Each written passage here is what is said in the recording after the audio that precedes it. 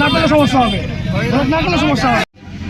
এবং তার একটা বক্তব্য ছিল যে আমরা মায়ের পেট থেকে গর্ভে ভূষিত হই শাহাদাতের জন্য, এবং আমাদের ভাই আজকে শাহাদাত বরণ করেছে এবং সে শহীদ হয়েছে।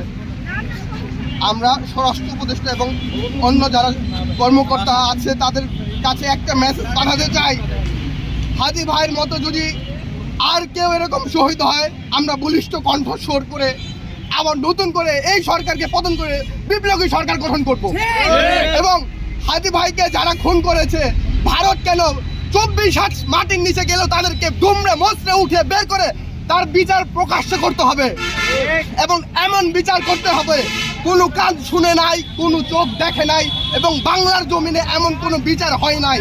তাহলে ফ্যাসিবাদের আত্মা যেন আটকে উঠে এবং বাংলার বুকে 24-এর আন্দোলনকারীদের একটা লুম টাচ করার মতো ক্ষমতা যেন কারণ না হয় সেটা সুনিশ্চিত করতে হবে।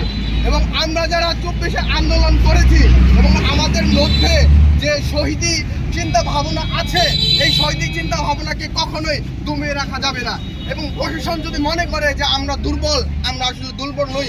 আমরা ছাত্র জনতার কারণে আমাদের অনেক সীমাবদ্ধতা আছে এবং এই জন্য আমরা কিছু করতে পারি না। আমরা 24-এ কলম হাতে নিয়েছিলাম, আমাদেরকে অস্ত্র হাতে নেওয়ায়েন না। ধন্যবাদ সবাইকে, আসসালামু আলাইকুম। উসমান হাদি ভাইকে গত 1 সপ্তাহ আগে তাকে গুলি করা হয় এবং তাকে চিকিৎসাধীন অবস্থায় সিঙ্গাপুরে গতকাল রাতে তাকে মৃত ঘোষণা করা হয়। আমার ভাই শহীদ হয়েছে।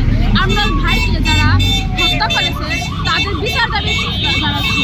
উপদেষ্টা মহল থেকে শুধুমাত্র চেয়ারে বসে সুখ প্রকাশ করবে, ফেসবুকে এসে একটা স্ট্যাটাস দিবে, তাহলে হবে না। আর আমরা রাস্তায় এসে শুধু বলবো জবাব চাই, জবাব কাজ পর্যন্ত আসে না। তাহলে কিভাবে আমরা এই উপদেষ্টাদের উপর আমরা আশা রাখতে পারি? আমার ভাই একের পর এক মরবে, আজ হাদি মরছে, কাল আরেক ভাই মরবে, তারপরে তো আমিও মরতে পারি। তাহলে প্রশাসন কি করতেছে? আমাদের একটাই দাবি, আমাদের যেন আর কোনো ভাইকে, কোনো বোনকে আর শুধুমাত্র এই নিকদের হাতে কিংবা কোনো জঙ্গি সংগঠনের হাতে যেন খুন হতে না হয়। আমরা চাই না